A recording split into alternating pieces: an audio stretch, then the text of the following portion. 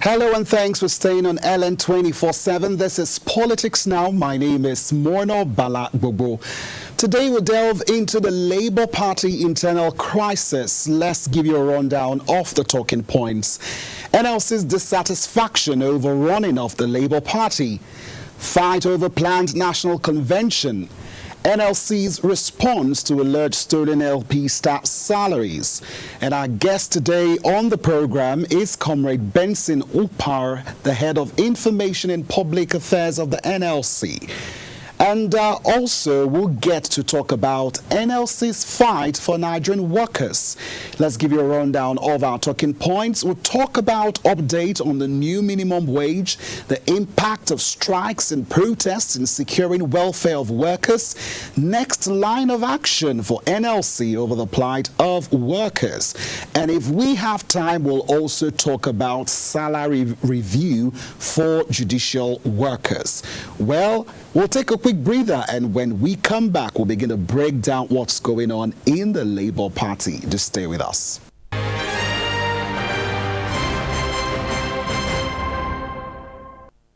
Now let's talk about the Labour Party and the Nigerian Labour Congress. There has been recent conflict between these two. Now the situation had escalated to the point where the NLC accused the Labour Party National Chairman Julius Abure of running the affairs of the Labour Party as a sole administrator.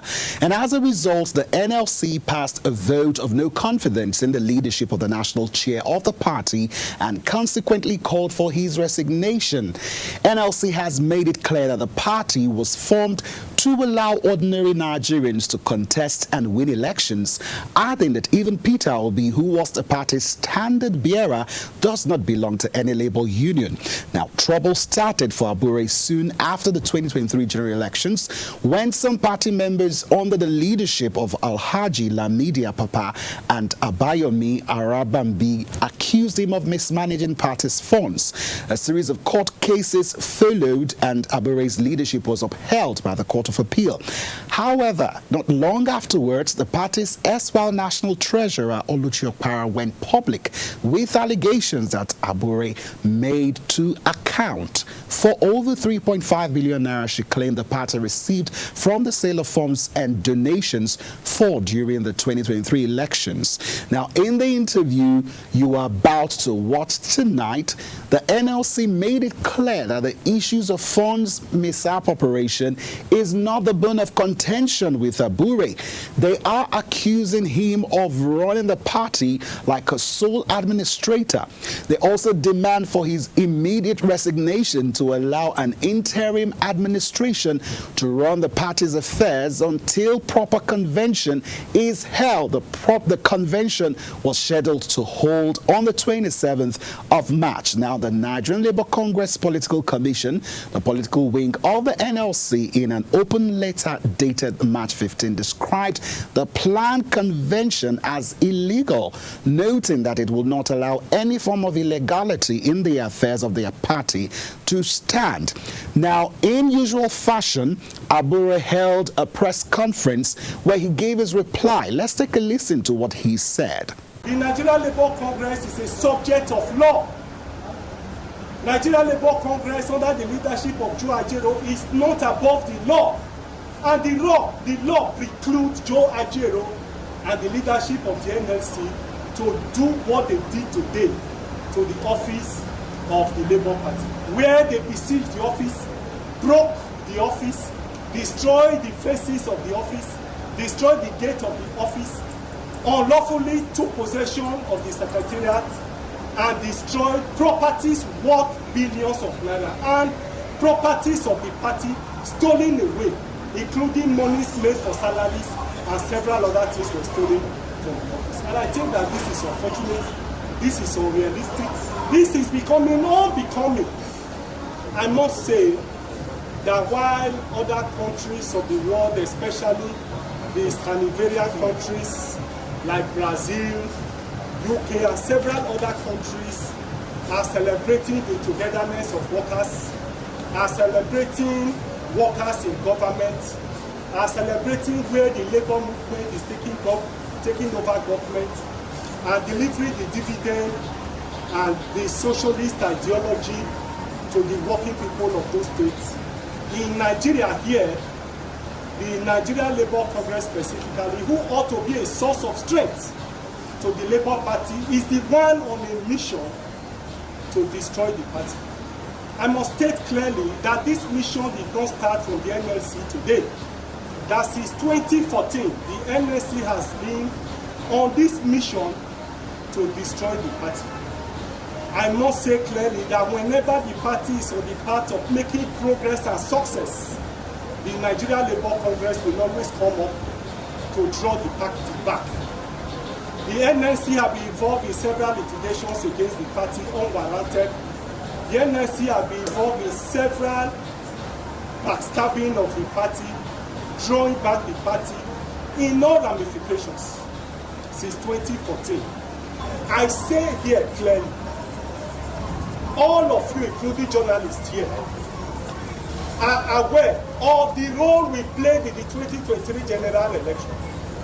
How we took this party from nothing to something.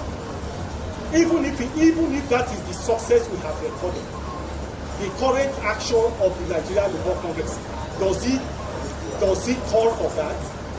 The answer is clearly no. Again, a labor movement that should be interested and happy that the Labour Party is coming of age. Today we have a governor.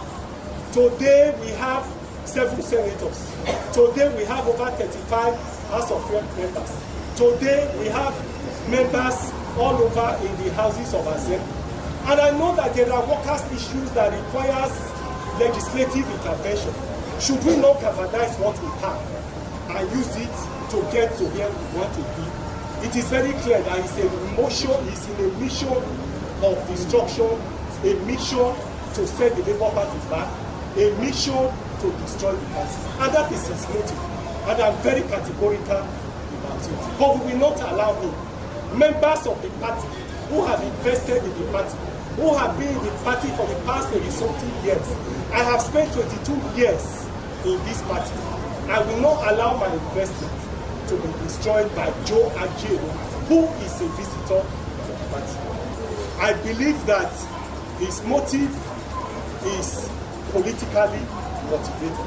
But like I said, he is in the best position to say what his motives are. But from my own perception, for him to be this rascally, for him to throw away the laws of the land under the carpet and take to illegality shows a high level of desperation, a high level of greed, a high level of inordinate ambition. And I think that it is ambition that is taking too far.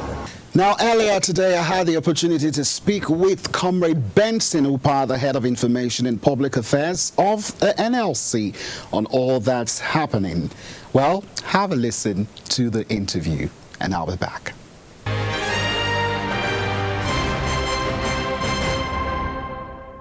Okay, you're on to politics now. We are at the NAF Conference Center in Abuja here. We're talking with Comrade Benson Upar, the Head of Information and Public Affairs. Thank you so much, sir, for coming on Politics Now. My pleasure. All right, so let's start with what's in the news, and that is NLC's war with Labour Party. The word war, is it the right word that should be used? NLC is not at war with the Labour Party or with anybody. All that NLC leadership is saying is that there should be an end to illegality, an end to impunity by Abure and his cohorts. That is all. And we stand on something concrete. We stand on the contents of the consent judgment given by Justice Kolawole, and we also stand on the moral authority of the founders of this party. So when did Abure get associated with this party? that suddenly now he will assume the role of the owner of the party. But he's been the leader of the party. Why now? Why this sudden, disagreement and He has dissatisfaction? not, if you want to know the truth, Abure has not been the leader of this party. That is a wrongful information.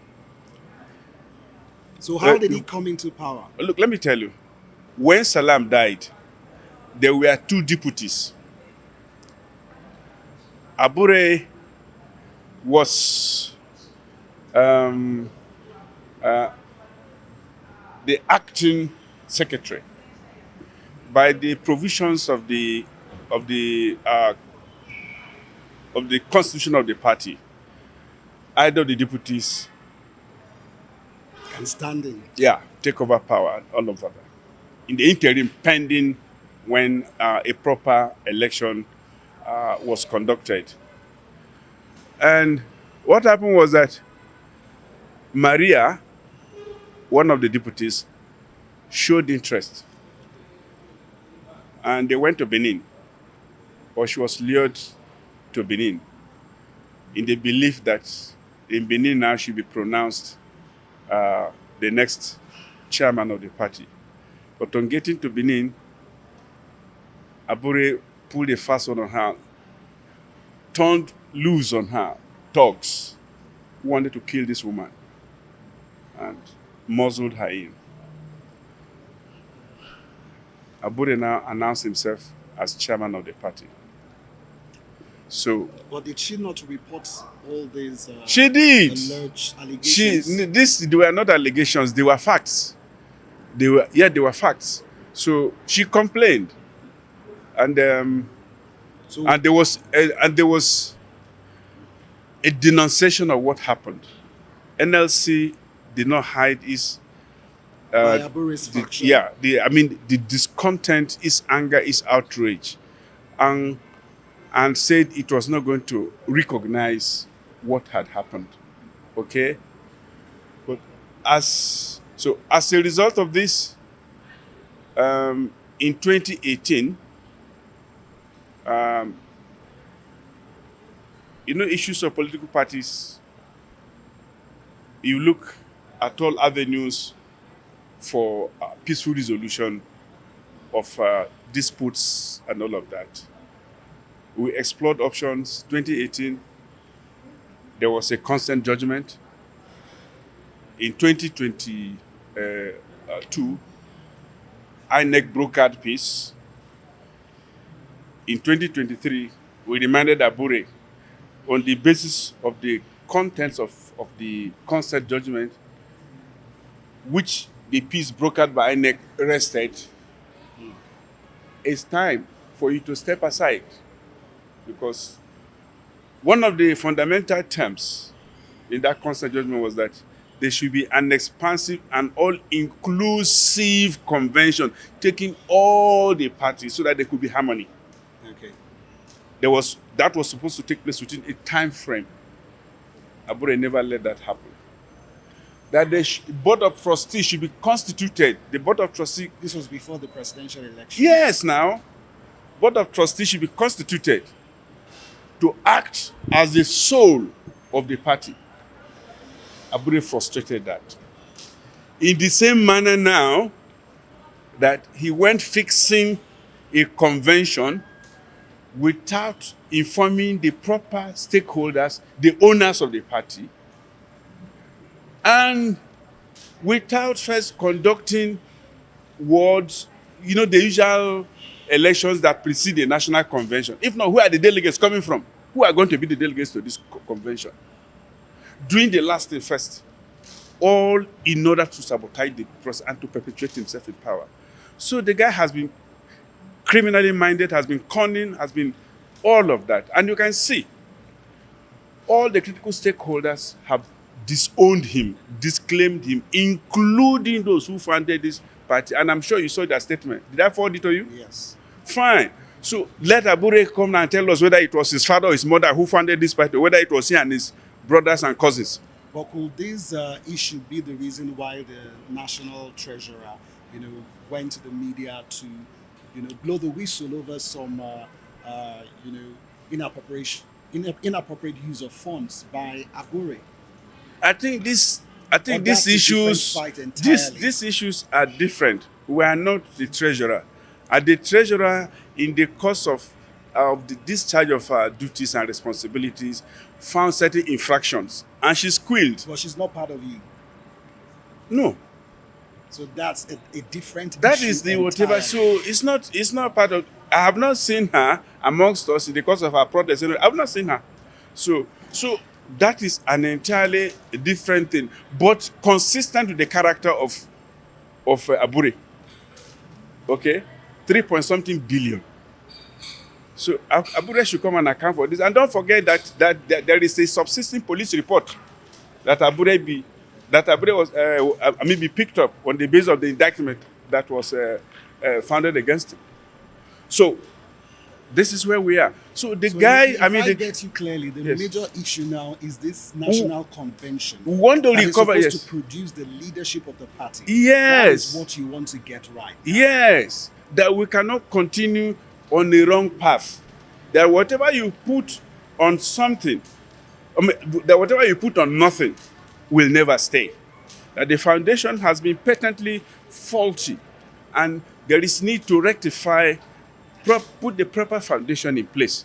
Okay, let there be all-inclusive, expansive. Let all the parties, because we are ready to forgive the past. We are ready to forgive the past by giving everybody an equal, a level Just playing want the field. right thing to be done. The right thing to be done. But there are some in the section of the Labour Party who will say that this is politically motivated, coming from the crisis within the party itself, their faction regarding, misuse of funds. from How party could this be? Let me purchasing tell party you. funds. Look, let me tell you, Mana. Let me tell you this. Don't forget that Abure was literally out of the power circuit in Labour Party when the court declared Apapa as a rightful chairperson of the party.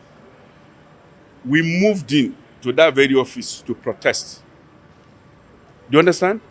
That time we were not seen as miscreants, as irresponsible people, because it suited the narrative of Abure.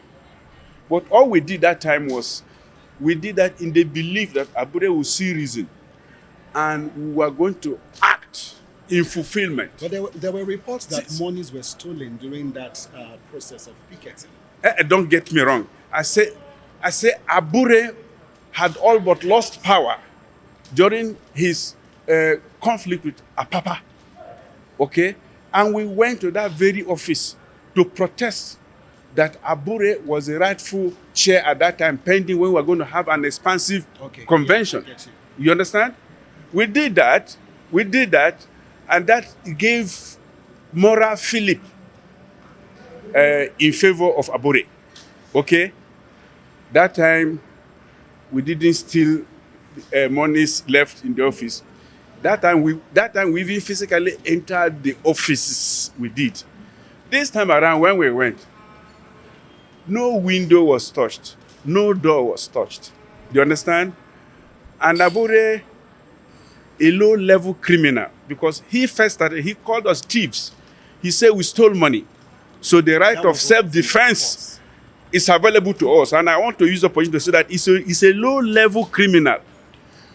He will tell us, I let him go and report how much was stolen when he withdrew this money, and why he said, in fact, at a point he said it was a staff money for salaries of workers. When he started paying them by hand, he will tell us. Okay, he will tell us. But he's a creepy creature. He's a low-level criminal. Let's be mindful of words. No, he did. And let me tell you something. Let's be mindful of words. I will not. Chief Obasanjo said, if you abuse me, I will abuse you, because me, I no give my mouth a washerman. But So he was the first, and nobody cautioned him then. So I can't be the first to be the gentleman in this matter. I'm only responding to what I mean to the insults, to the defamation, and whatever that would cost now, us. from what we are hearing now, we're seeing the fight take another dimension, with some people calling for the resignation of Joe Ajaero in the midst of this crisis. How was your response to A those resignation of who? Joe Ajero As what? as the NLC president? What has that got to do with the Labour Party? Ajero was not even in the party that went to picket. That went to picket the Labour Party office. Let me tell you. But for the act of courtesy that was extended to Abure by the NLC, Abure would have been long gone. So he's just a wily character, okay? Well, what has this got to do? NLC founded this party. NLC founded it, promoted it, and registered it. It's there. So, and the NLC is saying this illegality, this impunity must have a destination. It must stop now. And you can see issues connected with financial irregularities and other discontents are emerging, completely different from what we are even talking about. All we want done now is that let the proper thing be done. That you cannot call for a convention without certain things put in place as dictated by the constitution of this or whatever. But you cannot call despite for your grievances, the Labour Party is scheduled to still go ahead with the national convention. Let me tell you, Mana. What's Let me your tell you. move? Let me tell you, Mana. What's your move? Look, let me tell you. You see, if I leave this phone now, it will drop. You cannot put something on nothing. It's a nullity. It's an exercise in futility. And it's not going to work. And tell me, who are with him? At least you heard the position of the caucus of the House of Reps. You heard the position of Phobia, and you heard the position of Otinako. So who is with Abure? Tell me. So are you saying people will not attend that convention? Tell me, you are the journalist asking me questions. I say, who is with Abure?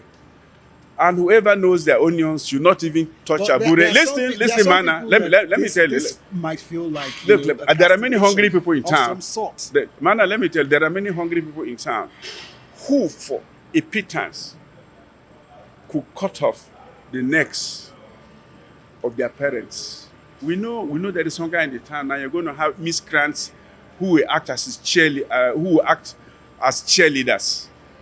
Well, we do not discountenance the possibility of that. But anybody who knows their onions, we have nothing to do with Abure at this point in time, even with an insulated poll. So now there are some people who say that this is a move to thwart the obedient movement. But from all you have said so far, that is clearly not the intention. It's right? not. Let me tell you, before the obedient phenomenon, these issues were pending. As a fruit as I 18 till now, you understand? It is unfortunate I'm not with the documents, but at your convenient time, come over and I'm going to give you all the documents. Okay? So, it's all we want done is the right and proper thing.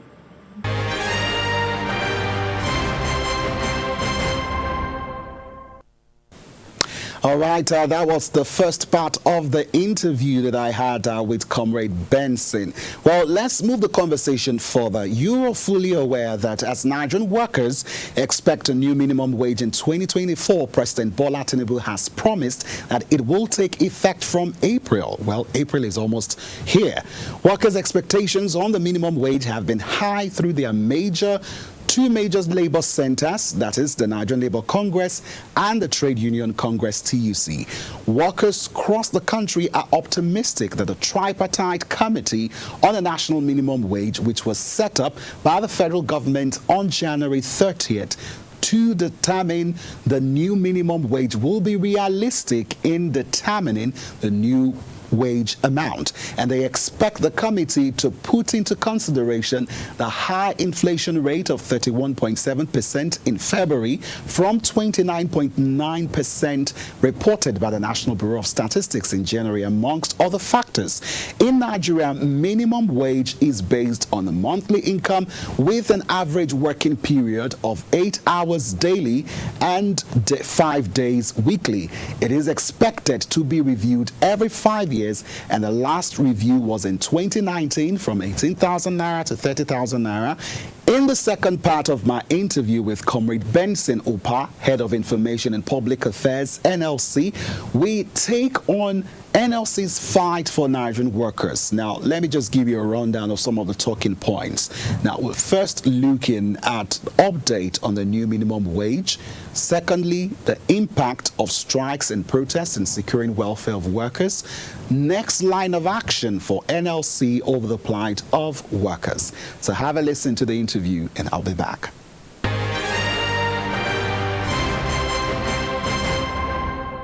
We all know that the economic hardship is telling on majority of Nigerians. You've had the opportunity to meet with government. I recall a particular meeting with the president. You all came out smiling, Joe Ajero and Festus, the TUC president, and it was as if everything was going to be solved. Then On the issue of minimum wage? On the issue of the welfare of workers, the welfare of the workers. Post the removal of subsidy. Okay. Then you went on on a protest that was supposed to lead to a national strike, but that didn't pull through. Can you talk to us? What's the update from what NLC has meetings with governments in general? If you found comrades Festus Osifo and Joe Ajero smiling out of a meeting with the president, with photographs. My friend, listen to me. If you found them smiling out of a meeting with the president, certainly it must have been as a result of their belief that what the president said he was going to do. But quite unfortunately, that has not happened. And the government, I thought you asked me a question, you needed an answer. Yes, sir. Why don't you get the answer? Let me allow you to speak. Please go ahead. So, quite unfortunately, government acted in breach of the promises it made. The first agreement we had was 5th of June, 2023. Okay. The second one was October 2nd or 3rd. And quite unfortunately, government did not adhere to any of the contents of those MOUs. So that led to first registering of our displeasure through written communications, verbal communications, and all of that. Ultimately ending in protests and warning strike. Okay? So our experience has been that government has serially acted in breach, and you're not likely to see us smiling out of any meeting with Mr. President. So why did the protests stop? Why haven't we gone on national strike? There are those who are asking that question. Well, I want you to know that we have had more than one protest. That's one. Two, we have had a national strike. Do you understand? And we are looking at a limited time frame. What the public see, or what the members of the public see, are the road shows. By road shows, I mean protests, strikes, and so on and so forth. Quite unfortunately, they do not see the actions that precede those road shows and the perpetuity of those actions. As I speak with you, we are in active engagement with government to take measures that will ameliorate the crippling hardship, the unacceptable level of poverty, the hunger, the anger in the land, and the criminalities, all this promoting acts of criminality in the land, kidnappings, our school children, our sisters, our brethren, and so on and so forth. So we are in a perpetual state of conversation with government saying the root causes of this are the policies that you put in place. One of them, the removal of fuel subsidy without adequate preparation or without putting in place measures that could cushion the harsh effects. Even the military, statutorily, who do not have in quote, the way we told to govern. We are smart enough to put in place those measures. Babangida did, Abacha did, Abdul Salami did. So in So a democratic listen, so governance, and why the is it second a challenge? the second reason was the flotation of the naira. And we say, look, no reasonable government acting reasonably leaves its currency to the storms of the market. The market has never been perfect, it will never be perfect. And that even for countries with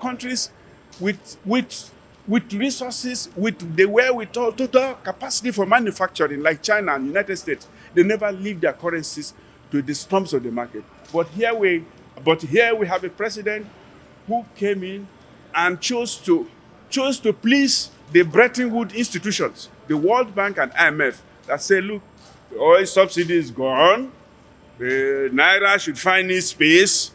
And we have had, can you imagine, that naira came at a point 1,900 naira to $1. In my lifetime, let me tell you, this is not about me. I was already an adult when that dollar was not up to 1 naira. It was 50 kobo, 40 kobo, 30 kobo.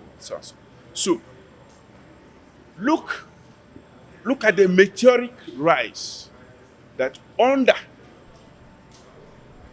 3, 4, 5 months, the naira went from 390 something to 1,900, and so on and so forth. Well, sir, the question is, what's the time frame? Because, like, Time frame for what? The time frame for Nigerians to get something that is, good from the government in terms of the welfare.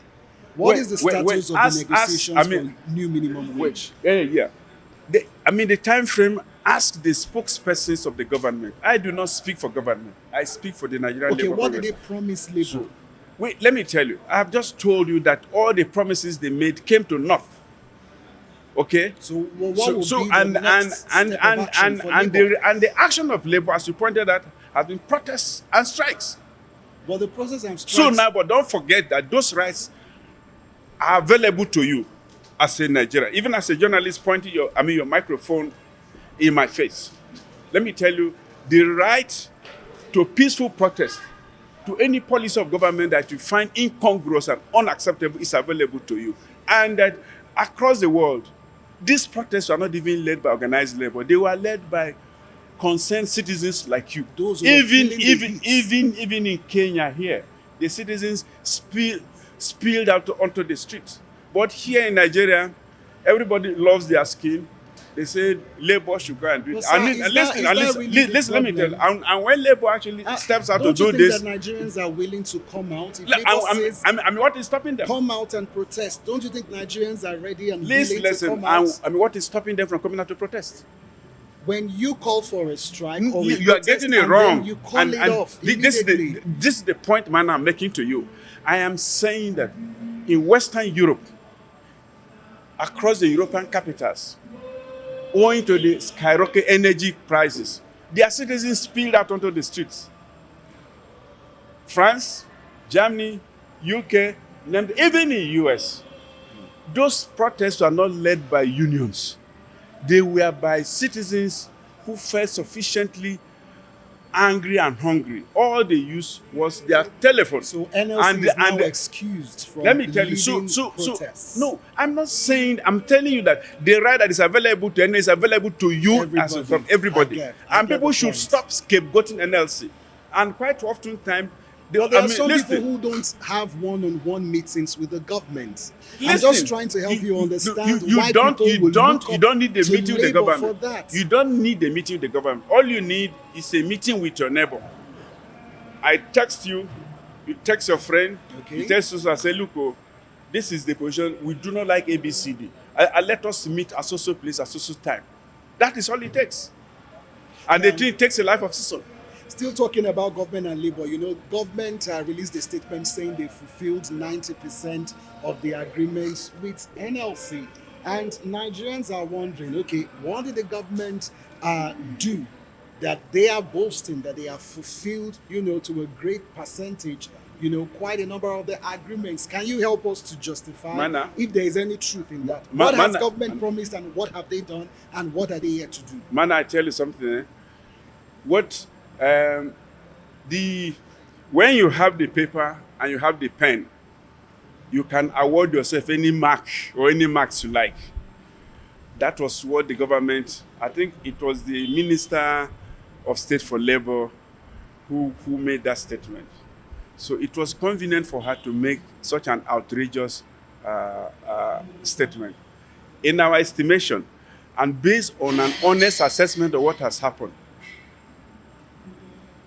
on the basis of MOU that government and labor voluntarily entered into, this government has not scored more than 0.5%. 0.5%, not even up to 1%.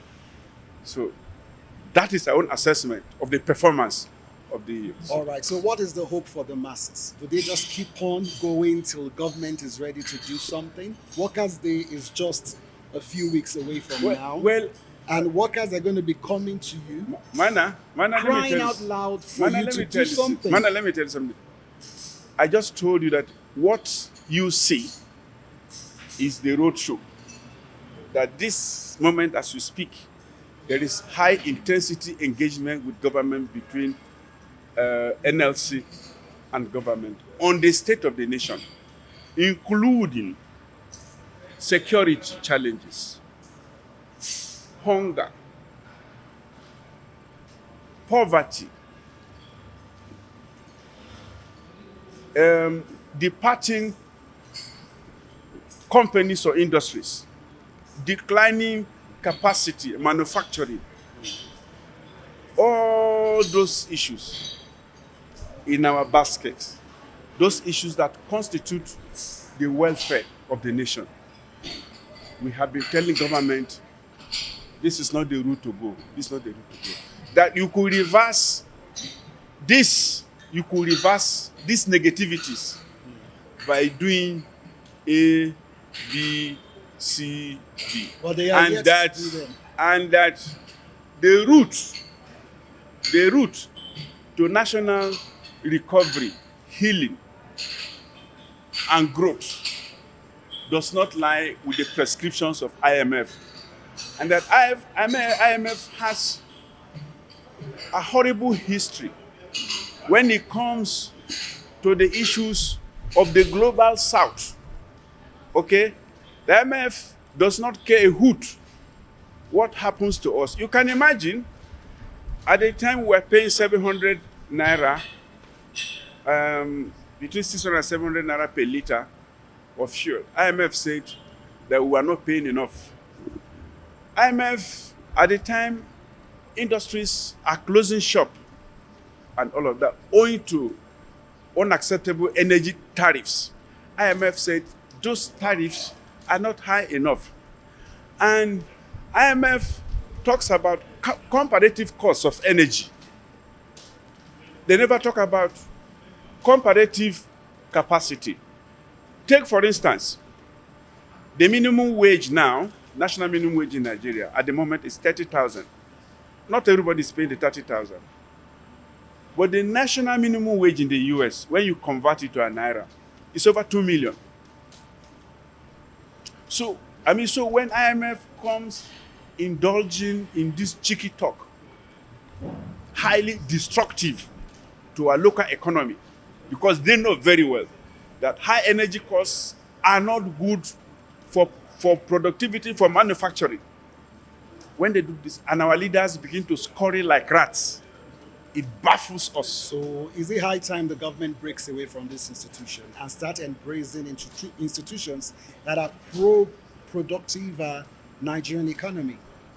Mana, it's high time government, first of all, realized that it got elected into office. It got elected into office by the citizenry of Nigeria, not by the blue-suited, those blue-eyed IMF boys and girls, okay?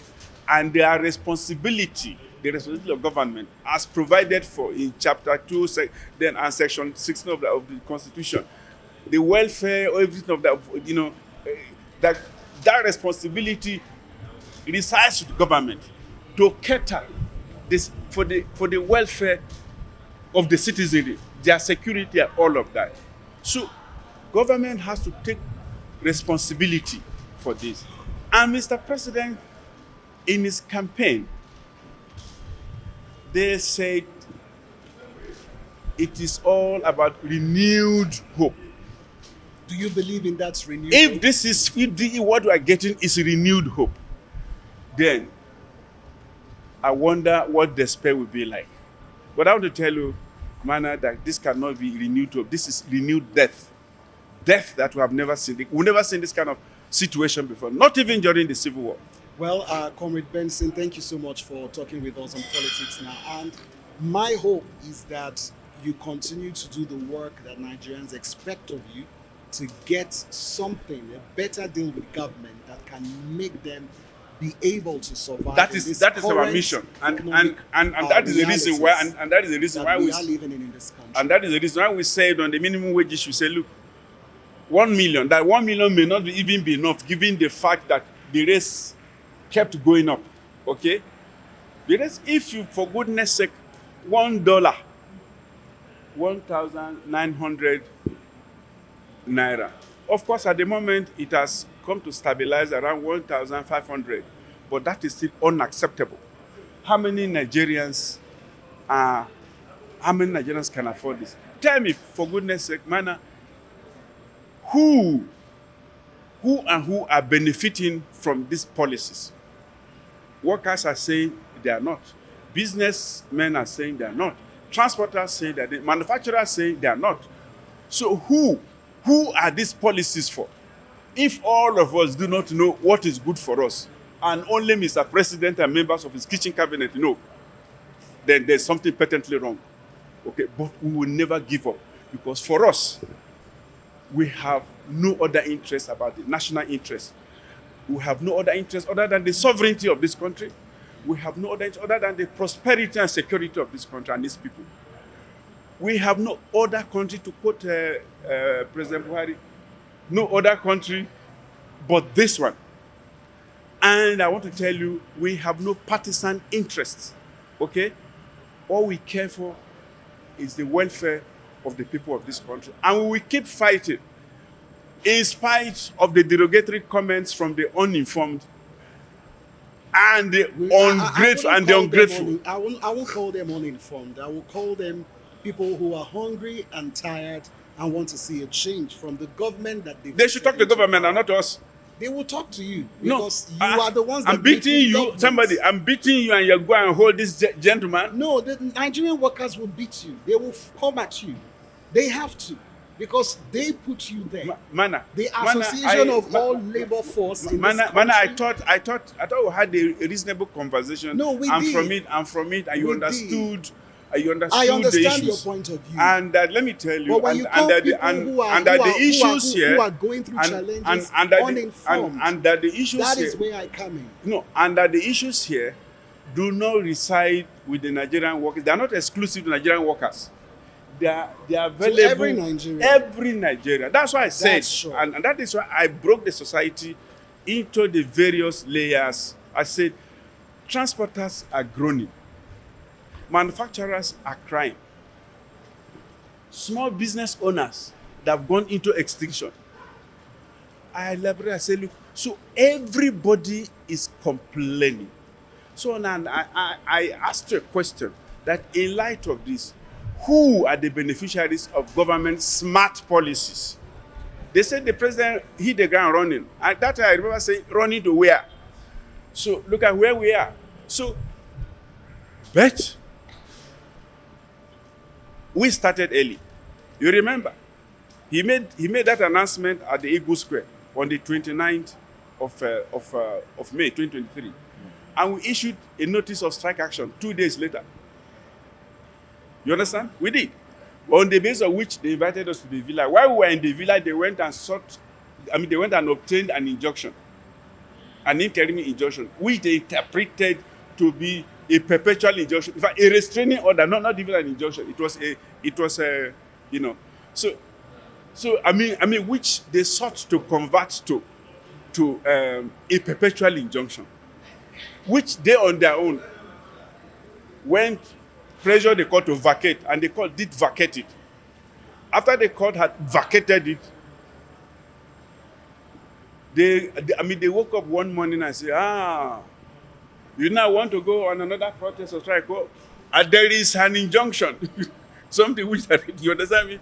So and let me tell you, no. That's what it seems like. That the government is two steps ahead. Listen, Mana, I also now have to educate you.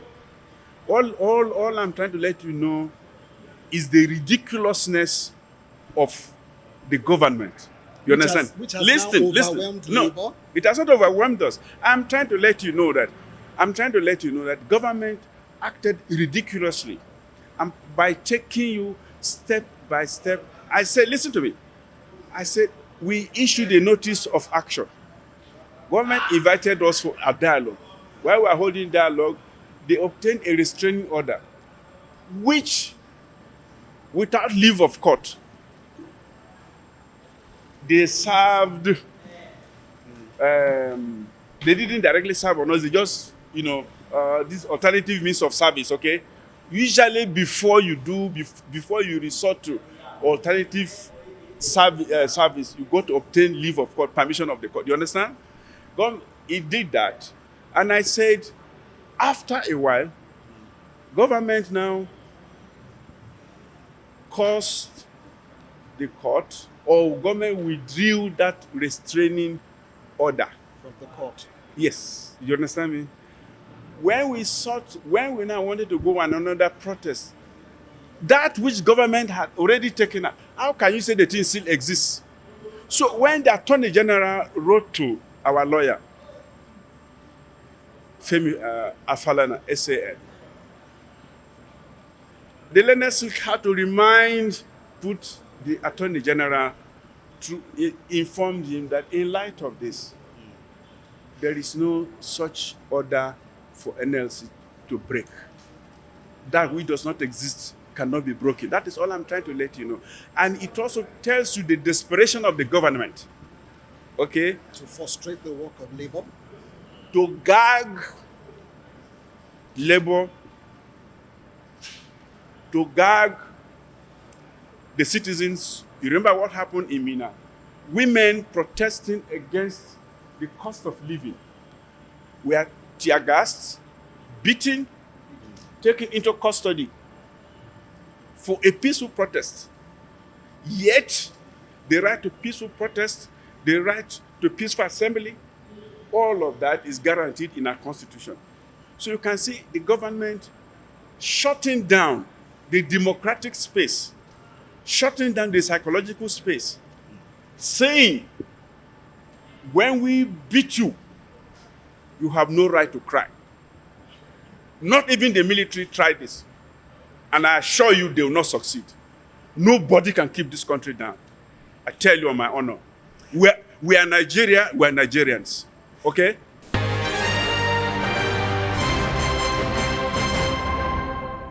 You're still on to Politics Now on LN 24/7. That was my one-on-one interview with Comrade Benson Opa, who tried to give us some perspectives. And on my own end, I tried to get to know why the Labour Congress has struggled with the federal government in ensuring that workers get a better deal. But in my discussions with him, he talked about the fact that they have meetings with government that Nigerians are not even aware of. All Nigerians are aware of is probably the protests, and that's about it. But that they are working hard to ensure that they come up with something that is meaningful for workers.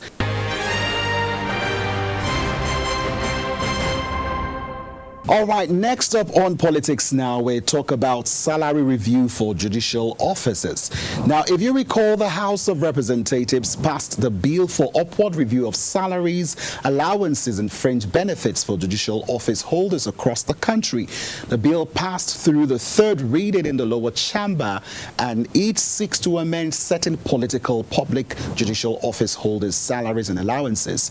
Act number 6, 2002, as amended, Part 2 of the schedule to the Act and any other provisions relating to judicial office holders. Now, according to document, Part 1 of the document, the schedule shows that the Chief Justice of Nigeria is entitled to about 13 million naira annual basic salary or 1 million plus monthly salary, and he is also entitled to 51 million plus annual regular allowances or about 4 million plus monthly regular allowances. Well, joining us in politics now to discuss salary increase for judicial workers is our guest, Dr. J. Akubo, who is a senior advocate of Nigeria. Thank you, Doctor, for joining us in politics now. Okay, thanks for having me. Get to it. What's your reaction to the progress being made on increasing the salary of judicial workers? It has passed third reading at the Lowell Chamber. For me, it is a sharing news that the President of Nigeria, His Excellency Bola Ahmed Tinubu, has transmitted an executive bill for the increase of his salaries in Nigeria. In fact, that was a bold step taken by the President of Nigeria. In fact, the issue of so without that 7 and now, you can recall that what they earn is not that commensurate with the economic realities in Nigeria. So it's a good thing that has been done by the President just this week. So it's a good step. The overwhelming sentiment from Nigerians, Doctor, oppose the increase of salary for political office holders as it is perceived to be insensitive to the current living conditions of Nigeria. What's your take on the notion for most people that judicial officers are political office holders? Section 18 of Nigerian Constitution, judicial officers are not political office holders. Political office holders are those who are elected to occupy political office. While judicial officers are those appointed to occupy judicial office. In other words, they are the judges of various Court of Great Court of Nigeria, judges of the Supreme Court, Court of Appeal, Federal High Court, High Court of FCT, High Court of the State, and National Judicial Court. All the judges that are called judicial officers. So they are not under the same team. When the president is going to increase the salary of judicial officers, for me, sitting in the daytime, and even in the night, they sit able to write judges and rulings, judgments and rulings. So if they are to increase their salary at this point in time, there were steps taken by the president of Nigeria because given the realities of inflation, what you earn in Nigeria is between 500,000 naira to 900,000 naira in Nigeria. And in other climes, they earn far and above what Nigerian judges earns. So the steps now. Now, Dr. Akubo, does an upward review help to protect judicial independence? Some people would say judicial officials are not earning enough money and thereby they're tempted to take bribes and to influence decisions that affects people in the nation.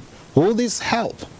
Yes, a jumbo pay or a huge pay as salary and allowances to Nigerian judges will reduce the level of corruption and bribery within Nigerian judiciary, because if they are comfortable, they'll not be gullible in being influenced by external people, particularly members of the executive arm of government or the legislature. So if they are well paid, they can meet their needs. They don't look elsewhere. So it will help them to be independent financially and doing their work. All right, thank you, Doctor, for joining us on Politics Now. Well, our time is up, and that's the much we can take on the show today. Thank you so much for watching. We'll keep you on tabs with, of course, what's happening across the world of politics. Once again, my name is Morno Balagbobo from our studios right here in Abuja, LN 24/7. Thank you for watching, and to have a pleasant day.